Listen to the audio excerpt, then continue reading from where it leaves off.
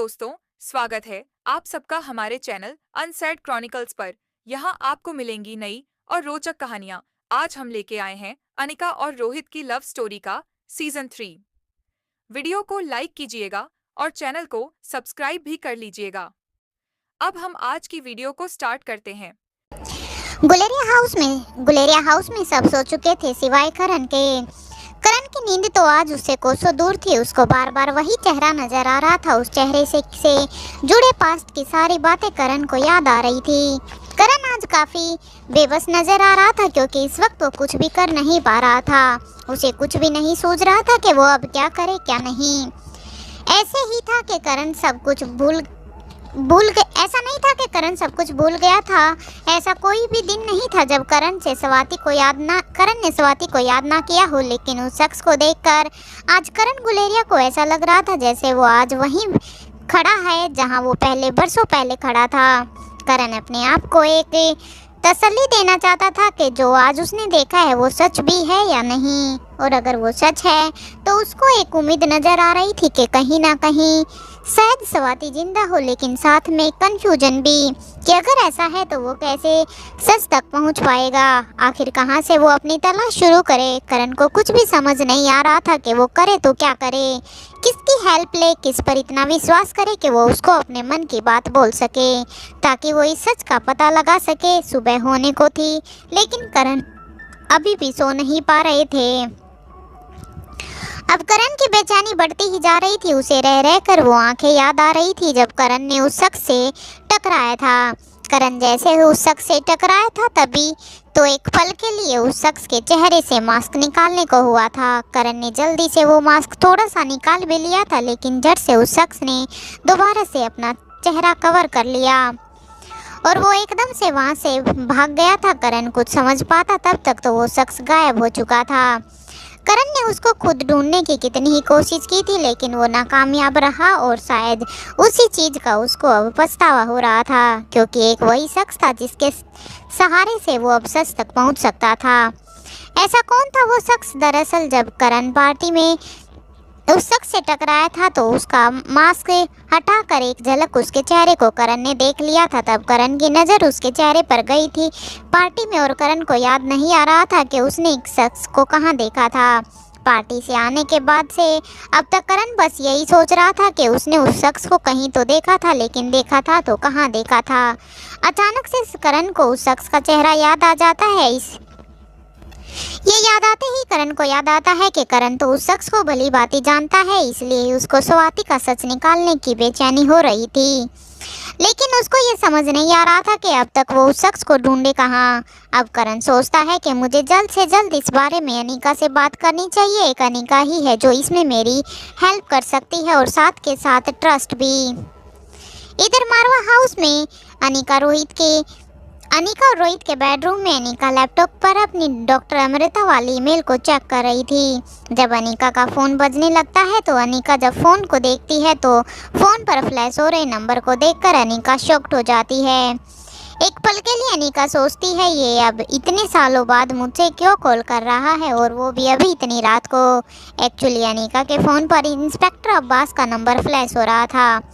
अनिका को इंस्पेक्टर अब्बास का कॉल देखकर थोड़ी हैरानी तो हो रही थी क्योंकि दरअसल क्रिस्टोफर वाले केस के तुरंत बाद ही इंस्पेक्टर अब्बास का ट्रांसफ़र मुंबई के स्पेशल डिपार्टमेंट में हो गया था, और तभी से अनिका का इंस्पेक्टर अब्बास के साथ कोई कांटेक्ट नहीं था।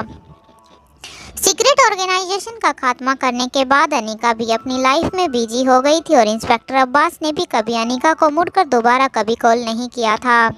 अब अनिका पिछली बातों को याद करते हुए कि इंस्पेक्टर अब्बास ने उस टाइम अनिका की बहुत ही हेल्प की थी, ये सोचते हुए अनिका फ़ोन उठाती है तो सामने से इंस्पेक्टर अब्बास की आवाज़ आई।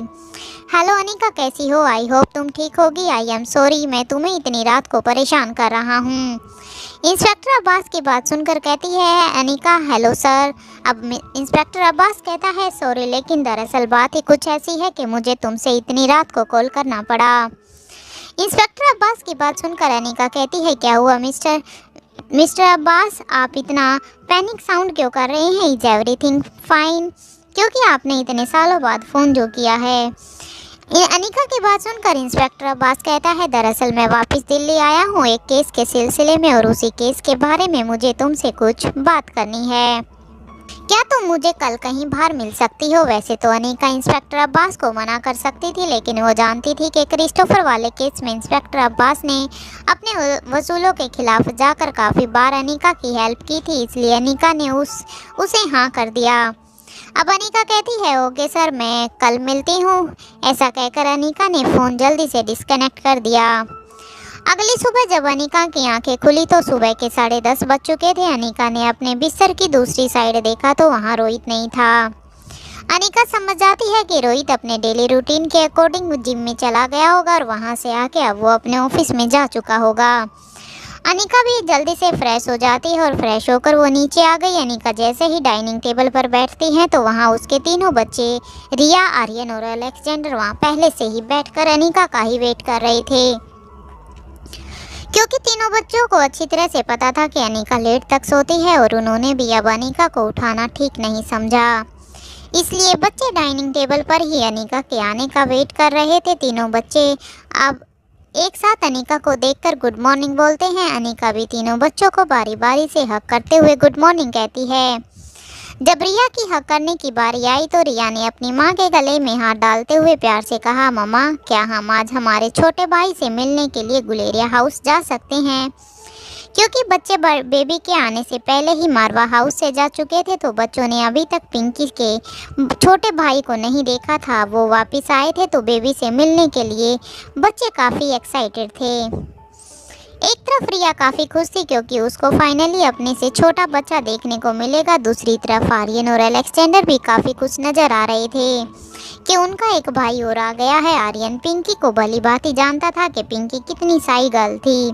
पिंकी को भी आर्यन के साथ ही सबसे ज़्यादा खेलना अच्छा लगता था, लेकिन आर्यन अब ज़्यादा खुश इसलिए भी था कि अब जब वो यहाँ से वापस चला जाएगा तो पिंकी अब अपने भाई के साथ खेल सकती है। वो आर्यन को ज़्यादा मिस नहीं करेगी।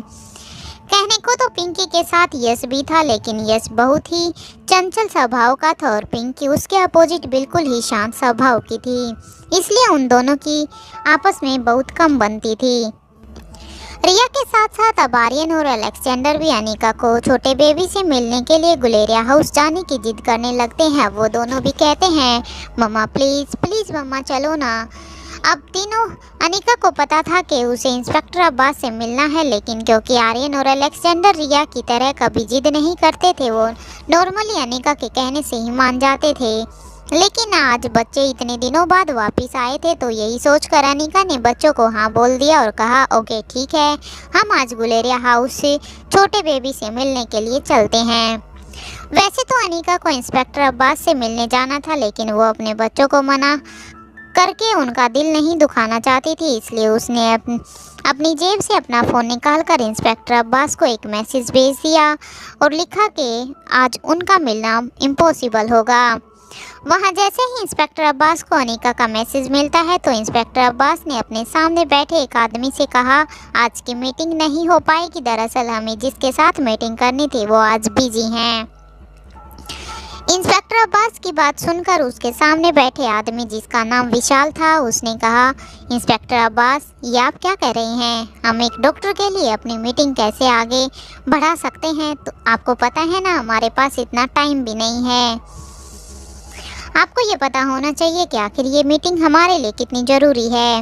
अपने साथी की बात सुनकर इंस्पेक्टर अब्बास ने कहा, वो लड़की भले ही एक अच्छी डॉक्टर है, लेकिन हम इस केस को उसकी मदद के बिना आगे नहीं बढ़ा सकते, और तुम उसके बारे में ऐसा इसलिए कह रहे हो क्योंकि अभी तक तुम उस लड़की से मिले नहीं हो, ना ही तुमने कभी उसके काम करने के तरीकों को इतने पास से देखा है।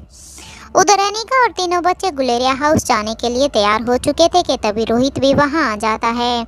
रोहित को आता देखकर रिया एकदम से कूदने लग जाती है और कहती है, wow what a timing dad, अब तो डैड भी आ गए हैं, अब हम पूरी फैमिली मिलकर गुलेरिया हाउस जाएंगे। रिया की बात सुनकर अनीका कहती है, no Riya, maybe dad is tired, हम चारों चलते हैं, डैड को आराम करने देते हैं। तभी रोहित अनिका और बच्चों के बिल्कुल पास आ जाता है और पूछता है, कहाँ का प्लान है, कहाँ जा रहे हो सब मिलकर मुझे छोड़कर। रोहित की बात सुनकर रिया झट से कहती है, अपने छोटे भाई को देखने के लिए हम सब गुलेरिया हाउस जा रहे हैं, अगर आपको भी चलना हो तो। वैसे मॉम कह रही है आप थक चुके होंगे, आपको आराम करना चाहिए। रोहित आज ऑफिस से जल्दी आ गया था, इसलिए अब रोहित कहता है मुझे बस 5 मिनट दो, मैं अभी रेडी होकर आया, क्योंकि रोहित भी एक एक मिनट अपने बच्चों के साथ स्पेंड करना चाहता था। क्योंकि कहीं ना कहीं रोहित भी चाहता था कि जब वो बच्चे चले जाएंगे तो रोहित उनको बहुत ही याद करने वाला था। रोहित की बात सुनकर रिया रैबिट की तरह कूदने लग जाती है, जिसे देखकर अब आर्यन और अलेक्जेंडर दोनों भाई अपने सिर पर हाथ मारते हैं और हंसने लग जाते हैं, और वो एक दूसरे की तरफ इशारों में कहते हैं कि ये कभी भी नहीं सुधर सकती। थोड़ी ही देर में रोहित रेडी होकर नीचे आ जाता है और फिर वो सब एक साथ वहां से गुलेरिया हाउस के लिए निकल जाते हैं। इधर गुलेरिया हाउस में बहुत ही चहल पहल हो रखी थी। बच्चों के आने की खुशी में आज सब डिशेज बच्चों की पसंद की बनवाई गई थी। आज सब कुछ बच्चों की पसंद का था, पसंद का ही होने वाला था, जिसका खास ध्यान आज नंदनी और श्रेया ने रखा था। आज पिंकी के चेहरे की खुशी तो कुछ अलग ही थी। पिंकी हमेशा शांत रहने वाली लड़की थी, लेकिन तीनों बच्चों से मिलने के लिए आज पिंकी बहुत ही एक्साइटेड थी, क्योंकि आज उसको अपना छोटे भाई को जो दिखाना था, और वो एक बहुत लंबे टाइम बाद उनसे मिल जो रही थी। क्योंकि बर्थडे पार्टी में भी बच्चे लेट से आए थे, इसलिए पिंकी बर्थडे पार्टी में भी बच्चों से नहीं मिल पाई थी। पिंकी का ऐसा खिला हुआ फेस देखकर आकाश एक साइड खड़ा होकर मंद मंद मुस्कुरा रहा था, जिसे देखकर अब श्रेया आकाश को छेड़ते हुए कहती है, क्या बात है, बच्चों का तो समझ में आता है कि वो इतने दिनों बाद बच्चों से मिल रहे हैं, आप कैसे हिडन स्माइल दे रहे हैं। श्रेया की आवाज़ बातें सुनकर आकाश कहता है, पिंकी को देखो ध्यान से, कितनी खुश लग रही है। एक लंबे समय के बाद अपनी बेटी की ये हंसी मैं देखकर अपने आप ही मुझे हंसी आ रही है। तुम्हें मैं बता नहीं सकता कितने लंबे टाइम तक मैंने अपनी बेटी को मिस किया है, और एक साथ में इसकी इस हंसी को भी। कितनी खुश है वो आज रिया, आर्यन और अलेक्जेंडर के आने को सुनकर उनसे मिलने के लिए। आकाश की बात सुनकर अब श्रेया कहती है, हाँ आप कहे तो बिल्कुल ठीक ही रहे हो, आज पिंकी कितनी खुश नजर आ रही है। गुलेरिया हाउस में सब तैयारियां पहले से ही हो चुकी थी, क्योंकि अनिका ने पहले ही गुलेरिया हाउस में फ़ोन करके बता दिया था कि वो सब आज उनसे मिलने के लिए आ रहे हैं। इसलिए आज सब लोग घर पर ही थे, कोई कहीं पर भी नहीं गया था। जैसे ही अनिका रोहित की गाड़ी गुलेरिया हाउस में रुकती है तो तीनों बच्चे भागकर अंदर की तरफ चले जाते हैं। रिया जाते ही सबसे पहले पिंकी के गले मिलती है और फिर वो पूछती है, मेरा छोटा भाई कहाँ है। अब तक दोनों भाई भी, आर्यन और अलेक्जेंडर भी पिंकी के पास आ गए थे। वो भी पहले सभी को हेलो बोलते हैं और फिर रिया और पिंकी के साथ आकाश और श्रेया के बच्चे को देखने के लिए कहते हैं। तभी रिया को साइड में एक चेयर पर करण गुलेरिया बैठे हुए दिखते हैं। तभी रिया पिंकी को 2 मिनट बोलकर वहां पर अपने नानू करण गुलेरिया के पास चली जाती है। वहां जाके सबसे पहले रिया करण गुलेरिया को हाई फाई करती है और कहती है, हेलो नानू, आप कैसे हैं। रिया को देखकर एकदम से करण गुलेरिया का चेहरा एकदम से खिल जाता है, क्योंकि करण गुलेरिया भी कहीं ना कहीं रिया की इन शैतानियों को, रिया की इन बातों को बहुत ही मिस कर रहे थे।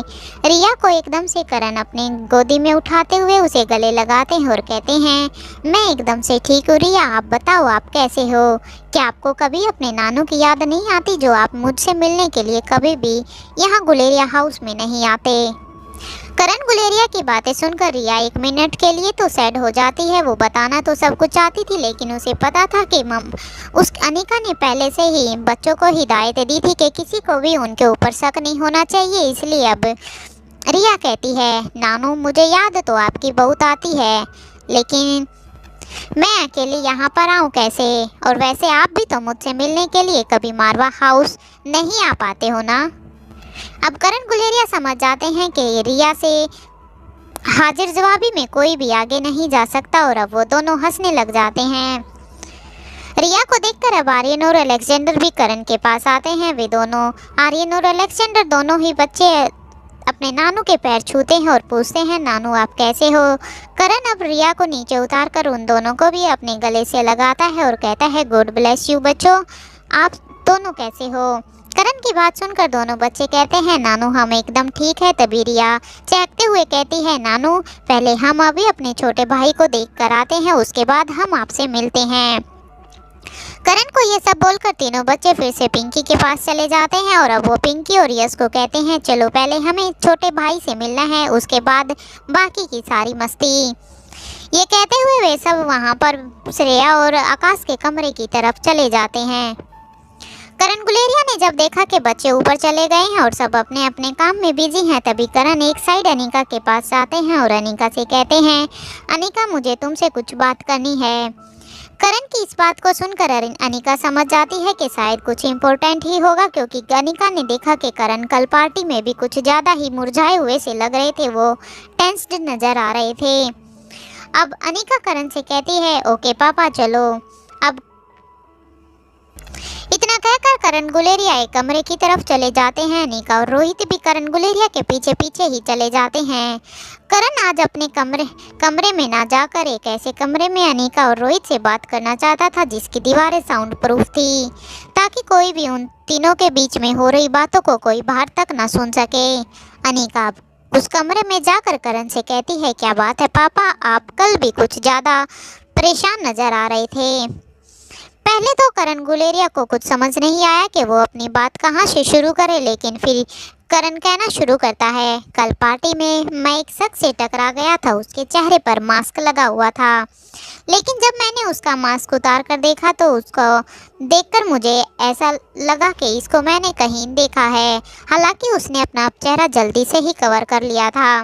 करण की बात सुनकर अब अनीका कहती है कौन था पापा फिर वो? अब करण कहता है वो शख्स तुम्हारी माँ के लिए काम करता था, वो तुम्हारी माँ के लिए बहुत ही वफादार था, लेकिन जब मुझे तुम्हारी माँ की मौत की खबर मिली थी तब मैंने उस आदमी को बहुत ढूंढने की कोशिश की थी। मैंने अपने सारे सोर्सेज उसको ढूंढने के लिए लगा दिए थे, लेकिन उस समय मैं उस आदमी को नहीं ढूंढ पाया था, लेकिन मुझे वो कहीं ना मिला। करण की इतनी बात सुनते ही अनीका को ये समझने में बिल्कुल भी देर नहीं लगती कि करण से किसी और के नहीं बल्कि बूढ़े बाबा के बारे में ही बात कर रहे हैं। दरअसल कल पार्टी में बूढ़े बाबा अनीका के लिए उसके बर्थडे का गिफ्ट देने के लिए आए थे, जो खासकर स्वाति ने अनीका के लिए भेजा था। अनीका एक मिनट में समझ जाती है कि जरूर कल पापा की टक्कर बूढ़े बाबा से ही हुई है। दरअसल करण जिस शख्स से टकराए थे वो बूढ़े बाबा ही थे। वैसे तो कई सालों से बूढ़े बाबा गुलेरिया हाउस में ही रह रहे थे, लेकिन उनका चेहरा इतना झुलसा हुआ था कि उनकी असली पहचान कर पाना किसी के लिए भी मुश्किल था। लेकिन जब से बूढ़े बाबा की याददाश्त वापिस आई थी, फिर तब से ही वो स्वाति मल्होत्रा से के साथ ही रहते थे, और स्वाति मल्होत्रा ने अपने आयुर्वेदिक के इलाज से, कुछ जड़ी बूटियों के इलाज से बूढ़े बाबा का चेहरा में काफ़ी सुधार आ गया था। उन्होंने बूढ़े बाबा का इलाज काफ़ी अच्छे तरीके से किया था, जिससे अब वो पहले की तरह दिखने लग गए थे। हालांकि अनीका इस बारे में पहले से ही जानती थी कि वो बूढ़े बाबा ही होंगे, और लेकिन अनीका को करण को इस बारे में अभी बताना सही नहीं समझा था कि उसकी माँ अभी भी जिंदा है। करण ने अपनी बात आगे बढ़ाते हुए कहा अगर वो शख्स जिंदा है तो हो सकता है कि तुम्हारी माँ भी जिंदा हो। अनीका अपनी माँ के जिंदा होने के राज के बारे में अच्छी तरह से जानती थी, लेकिन वो करण को इस बारे में भी कुछ नहीं बता सकती थी जब तक स्वाति मल्होत्रा खुद आकर ये नहीं कहती, और खासकर अब तो बिल्कुल भी नहीं। इसलिए अनीका ने करण की बात सुनकर करण से कहा पापा आपकी बात सही हो सकती है, हो सकता है कि माँ जिंदा हो, लेकिन मुझे नहीं लगता कि हमें ज़्यादा उम्मीद इस बारे में लगानी चाहिए, क्योंकि अभी तक वो जिंदा होती तो इतने सालों में कभी तो हमसे मिलने के लिए आती। हो सकता है वो आदमी जिंदा हो, लेकिन हमें बिना इस बात के जाने अभी हमें कुछ भी कहना मुश्किल है। ये बोलकर अनीका वहाँ से निकल गई। क्या करण कभी स्वाति मल्होत्रा के जिंदा होने के राज को उठा पाएगा? क्या वो उस आदमी बूढ़े बाबा तक पहुँच पाएगा? आखिर इंस्पेक्टर अब्बास किस केस के बारे में अनीका से मिलना चाहता था? ये सब जानने के लिए कृपया आप इस कहानी के अगले एपिसोड का इंतजार करें। धन्यवाद। आज की वीडियो के लिए सिर्फ इतना ही। नेक्स्ट एपिसोड कल अपलोड होगा। वीडियो पसंद आई हो तो एक प्यारा सा कमेंट जरूर कीजिएगा और वीडियो को लाइक जरूर कीजिएगा। साथ ही चैनल को सब्सक्राइब कर लीजिएगा और हमें बताइएगा कि आप हमारी वीडियो को कहां-कहां से देख रहे हैं। धन्यवाद।